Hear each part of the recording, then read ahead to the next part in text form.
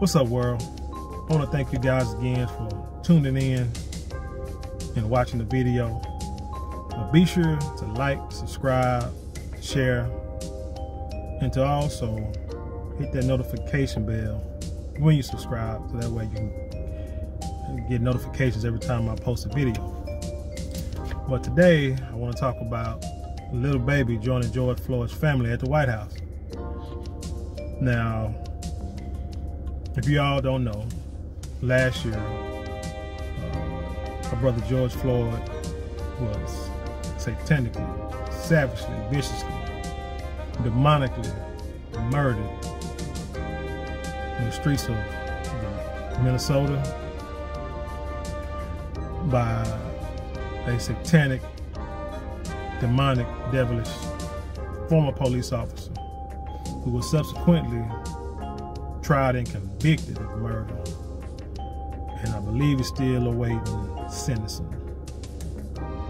With that being said, like I said, this Monday marked the 1-year anniversary of this diabolical act, and George Floyd's family was invited to the White House to speak to the president to try to pass this George Floyd Police Act bill. Now, they were joined by Benjamin Crump, who everybody knows is real good at getting settlements for all these black murders. Not sure how much justice has been, given to the families, or even the people of the communities, due to him representing anybody. And also, it says here that Lil Baby also joined the family. So I guess now he has been deemed a spokesperson for young hip-hop entertainers, dealing with police brutality or public lynching by the police. Now, it says here last year that Lil Baby put out a song called The Bigger Picture in June of 2020, which was like about a month after George Floyd was murdered. And it became the theme song or the anthem of hip-hop protests. And so they were invited to the White House to speak to the president, and you can go online and you see pictures of Lil Baby with Nancy Pelosi, and took a picture with the Vice President. And when he was asked what did he expect to talk to President Biden about, he stated that they wanted to get that George Floyd bill passed. And afterwards, after the meeting, George Floyd's brother stated that they had a good meeting, and he felt that if you could pass a bill to protect the bird, meaning the bald eagle, you could pass a bill to protect people of color. Which in fact he's absolutely right, because they actually did that within the past month by passing a bill to protect Asian Americans from hate, which is amazing. And no, I'm not knocking anybody, having a bill passed on their behalf to stop people from, harassing, beating, and or killing them. But my question is, as a lot of us, the question is, where's the bill passed to stop Aboriginal American, Native, African American, whatever you consider yourself? Where's the bill to stop the hate of us? Now, as I stated in the previous video, the anti-lynching bill has been brought in front of Congress over 100 times and has yet to be passed. Reparations, if you even mention that, all you hear is that there needs to be a study. Heck, even 100 years after the Tulsa race massacre, now you want to bring people to testify about going through that traumatic experience. You're talking about people that's around about 100 and at least 100 years old. And now you want to talk to them after they went through a lifetime of experiences.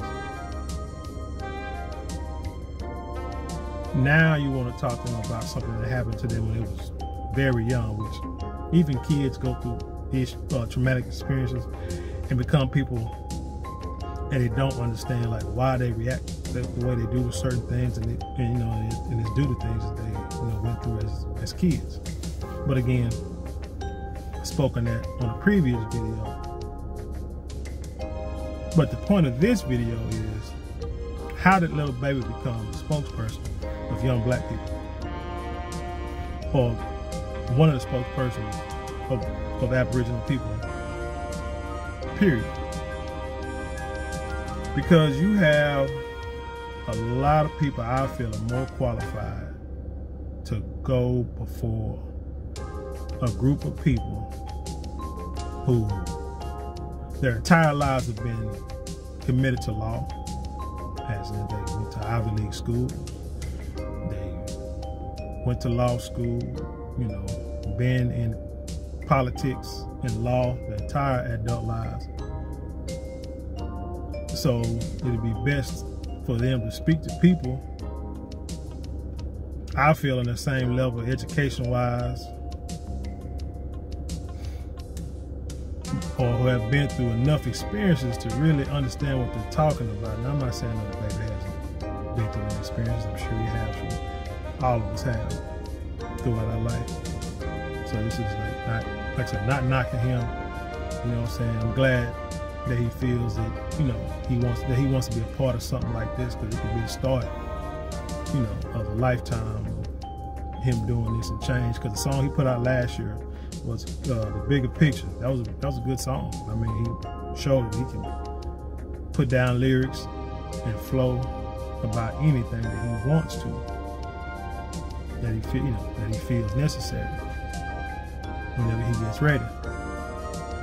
But what I'm just questioning is, how come the president and the vice president, they have no problem, even when Donald Trump was in office, they had no problem speaking to entertainers. When you have guys like Dr. Claude Anderson or Umar Johnson, although there's controversy behind him, but the guy is very intelligent and knows what he's talking about when it comes to the plight of black people. Even Dr. Boyce Watkins. I mean, you got guys, Elijah Muhammad. You have these men who have a lot of knowledge, who has done in-depth research on these topics, just even the police brutality, the economic issues, and they can break it down to where all of it, where you can start to make the change for our people, to help our people. But you don't invite these people to the White House. Ice Cube, people call this man a sellout because he talked to Trump, but the man put a plan together with Dr. Claude Anderson and Boyce Watkins and others, and presented it to President Trump, presented it to Joe Biden at the time, now President Biden, and Trump was willing to meet with him. And people knocked Ice Cube for this, but no one knocked Biden for not meeting with him and saying that, oh, we'll have to talk after the election. But you've talked to other groups before the election, made promises. The day you got in the first 100 days, passed laws for LGBT, for Asian Americans. They were able to do that, but have yet to sit down and to pass any laws or address any concerns that black people have, unless it's part of other people's concerns. But they can include other people in the conversation. They'll talk to you. But like I said, they call Ice Cube a sellout, and the man created a plan, a great plan, helped create a plan, and brought to the politicians and you heard yet to hear anything about it. But they still want to talk bad about Ice Cube, and nobody want to sit there and say, hey, how come the president and the vice president hasn't talked to this man? How come he hasn't talked to Dr. Claude Anderson? You know, how come he hasn't had conversations with any of these people? I don't understand it. So this is not a video to knock Lil Baby. Lil Baby, get out there and do what you do, because Ice Cube started from somewhere. And I feel that he's always been a spokesman for Black America, Aboriginal America. So Lil Baby might be one of the next in line to do so also. So you keep doing what you're doing, getting into politics, keep reading, keep studying. Everybody needs to do that. But this video is about the politicians and those who follow them and vote for them and really don't expect nothing from them, which is kind of, you know, strange to me, because you vote people in to represent you, and if they don't represent you, you don't vote them in, or you're supposed to vote them out, or yeah. But you voted people in the White House, you partied, you twerked, you got on the pole, you made rap songs, you did the electric slide,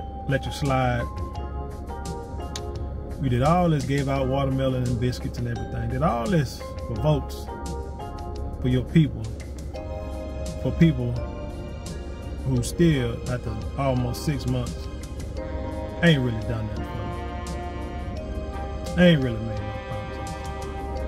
I mean, Kamala Harris already told you that specifically for, you know, black people. So, I mean, what do you expect? But you still voted for her, even though she didn't even make it on the Democratic ticket. But anyway, enough of that. Like I say, shout out to Lil Baby. Like, hopefully they can get the law passed. We'll see. Want to make sure everybody, keep a check, keep a little board, keep tabs on what your president and your vice president do for us compared to what they do for other people. Oh yeah, they got your stimulus check. They got your stimulus checks coming. I mean, that's great. Let them help inoculate a lot of people for the coronavirus. That's even better. But yet, they want to talk about passing a law that says it's supposed to create a natural registry of police misconduct, ban racial religious profiling by police officers, and end qualified immunity for cops. Another question is, how can you determine legally that somebody murdered you, harassed you, beat you behind racism because it's race? That's a big question. Because anyone can say, hey, the guy was just breaking the law and I did what I feel I need to do. The guy that killed George Floyd was not convicted of a hate crime. He was not convicted of killing a man because he was black. He just convicted of killing a man, using excessive force to kill somebody. Think about that. So anytime a crime happens against us, how you gonna call it? How you gonna prove it's a hate crime? I'm just speaking in legal terms. It's gonna be pretty hard, but you're gonna get them to pass a bill to address this, and trying to, eliminate this immunity. The only way you're gonna really begin to stop policemen from, killing black people, unnecessarily harassing black people, profiling black people, or people of color, because that's what they're gonna say. People of color, like I said, it's gotta involve everybody when there's something with us. But the only way you're gonna start to do that is to make the police force pay out those big sums of money, not the taxpayer.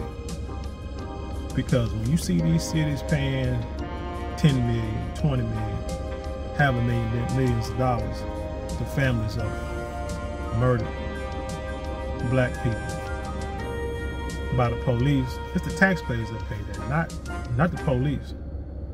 So the police can just go on and do what they want to. We're talking about defunding the police. All they're gonna do is take a little money from the police and give it to other people.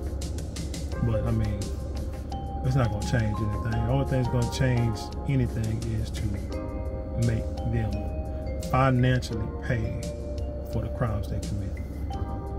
Anyway, that's all I have right now. Thank y'all for watching. Remember, like I said, like, share, subscribe to the channel. Leave a comment whether you like it or don't like it. Tell me what you think. And until next time, peace.